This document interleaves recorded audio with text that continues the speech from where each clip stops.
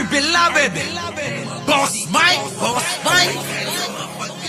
Cervera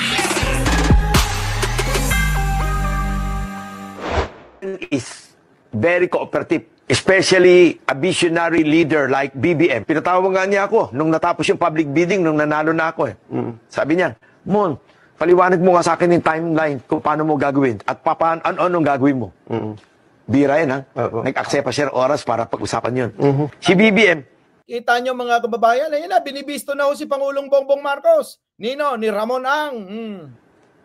Presidenteng mahilig sa detalya. Wala ka na mahihingi.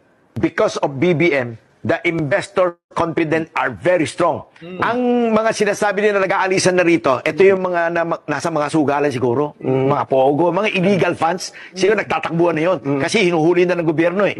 Pero yung mga legal na pera, mga legal na negosyante, lahat nandito. Tingnan mo yung Shumart. Grabe ang investment ng Shumart sa Pilipinas. Kita mo Henry C. family. Kita mo, di ba? Yung lahat ng Filipino family, grabe ang investment sa Pilipinas. Kaya, ako tingin ko, after 2028, si BBM, mamimiss ng mga Pilipino. Ganun? Oh. The only Filipino president na hindi nagpaduro sa mga dayuang gusto mang-agaw ng lupa natin. Yan. Eh ako naman nagsasabi lang ng totoo kasi sabi nga retired na ako eh. Hindi ko na kailangan mambola. Hindi ko na kailangan magsipsip. Wala naman ako makukuha sa sipsip dahil... wala na mga kababayan. Sobrang yaman na yan ni Ramon Ang mga kababayan. Nakita nyo ho kung gaano magtrabaho si Pangulong Bongbong Marcos. Si Pangulong Bongbong Marcos mga kababayan gusto detalyado lahat. Kung ano man yung gagawin mong pagsisilbi sa mga kababayan niya. Sa ating mga Pilipino, mga kababayan. Kita nyo. Pero, eto nga ang masakit. Na noon pa namin sinasabi na inaaway nyo kami. Sa tuwing kami babatikos sa mga nakapaligid kay Pangulong Bongbong Marcos na akala nyo dahil itong mga ito ay inappoint at inagay ni Pangulong Bongbong Marcos sa mga kanya-kanyang mga trabaho at mga departamento, mga kababayan ay hindi nagagawa ng kalokohan. Ayan na. Sumambulat na ho. Hindi lang ho isa, hindi lang ho dalawa. Lahat pinagre-retiro ni Pangulong Bongbong Marcos. Grabe, no? Matindi itong ginawa. Pasabog, mga kababayan.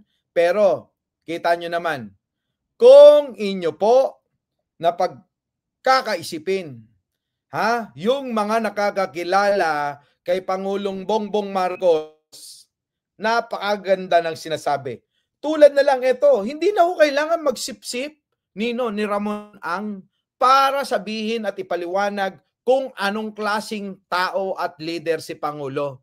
Dangan lang talaga, na ang kabaitan ay mayroong hangganan, mga kababayan. At umabot na nga sa punto na talagang sumabog na. Sumabog na ho si Pangulong Bongbong Marcos eh. Kaya ayan, magretiro na kayong lahat, mag-resign na kayong lahat, mga kababayan. Wala kayong mga silbi. Hindi kayo nagtatrabaho. Anong mga pinagagawa ninyo sa mga departamento ninyo? Busy ba kayo sa kagagawa ng mga pera? Sa kagagawa ng magiging komisyon ninyo? Sa mga ginagawa nyong mga proyekto o ano pa mga ano yan? Mga estilo o paanong kaparaanan para kumita kayo ng mga pera sa departamento ninyo? Wala na, mga kababayan. Sabi ko sa inyo. Ulitin ko, mga kababayan. Mukhang mas maigin at magkakatotoo na si Pangulong Bongbong Marcos na lang ang matira. At hahanap na lang ng dahan-dahan sa mga tao na gustong magsilbi ng tapat sa bayan. Ayan, mag-apply na ho kayong lahat sa mga may kaalaman, sa mga tao na marunong magmahal sa bayan at may pagmamalasakit at merong matinding kasanayan sa bawat departamento na mababakante. Aba, apply na! Mag-apply na ho kayo, mga kababayan. Para na sa ganun, mga kababayan, tumulong ho kayo sa bansang ito. Kung mahal nyo talaga ang bansang ito. Oo, wag na ho tayong bumatikos pa at nangyari nang nangyari, move on uli. Pero dapat managot yung dapat managot. Ano, mga kababayan? Managot yung dapat managot, mga kababayan. Hindi po pwede, mga kababayan, na ganun-ganun na lang. Tulad niyan, si Arnel Ignacio, may kinakaharap ngayong kaso sapagkat nga daw dito sa illegal na pagbili ng isang malawak na lupain para daw magamit sa kanyang departamento, bawal naman palang tayuan ng gusali yon. Nako, mga kababayan. So, ano ho masasabi nyo sa kaganapang ito? At marami pa sana po ako na ipapaliwanag at gagawing marami pa sana akong tatalakayin. Tulad na lang dito, next natin. Tulad dito kay kay Harry Roque, mga kababayan, na kabang-kaba na ho. Oo, sa panahon ngayon, mga kababayan, ay kabang-kaba na si Harry Roque. Oo, kaya lang mga kababayan, tingin ko yung mga papalit, yung mga papalit sa mga mababakanteng mga posisyon sa gobyerno, tingin ko magpapakitang gilas ngayon kay Pangulo, no? Tingin ko magpapakitang gilas ngayon kay Pangulong Bongbong Marcos itong mga papalit na mga matatalaga.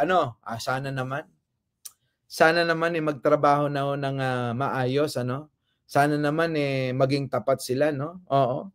'Di ba? Mga kababayan, Dr. Bakwak. 'Di ba? Mga kababayan, mas maigi na yung ganun. Na mapalitan lahat at bago lahat at yung mga bago na mauupo syempre masigasig yan. Parang tayo, pag bago tayo sa mga trabaho natin ang sisipag ho natin, 'di ba?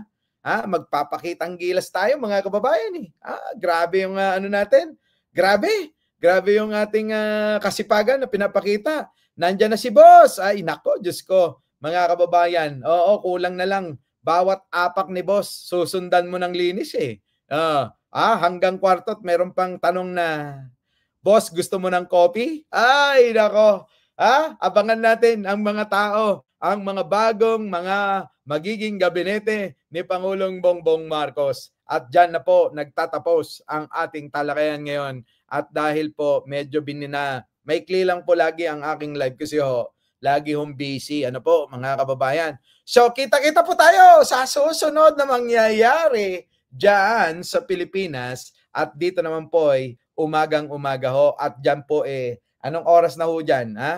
Umaga pa rin ba? Tanghali na? Hapon na? Hapon na ho siguro, no? Babalik po tayo. Tatalakayin ho natin si Roque. Nako, matindi yun. No? Gawin naman nating nakakatawa na yung ating topic kasi ito sa totoo lang nalulungkot po ako. Pero bago tayo maghiwa-hiwalay, mga kababayan, huwag niyong kalimutan na mag-like, mag-share at mag-subscribe. Yan! At syempre, mga kababayan, ako po ang inyong lingkod lagi, Mike Cervera po, na pinipilit lagi na makapag-live at makapaghatid ng balita sa inyo, mga kababayan, kahit papano. Mike Cervera po, laging nagsasabing, mahalin natin ang ating kapwa, ipagdasal po natin lagi ang ating bansa. Magandang umaga, magandang hapon at magandang gabi. Sa mandako ng mundo, naroon kayo, syempre, magandang buhay na rin para sa ating lahat. Maraming salamat po! Our beloved Boss Mike!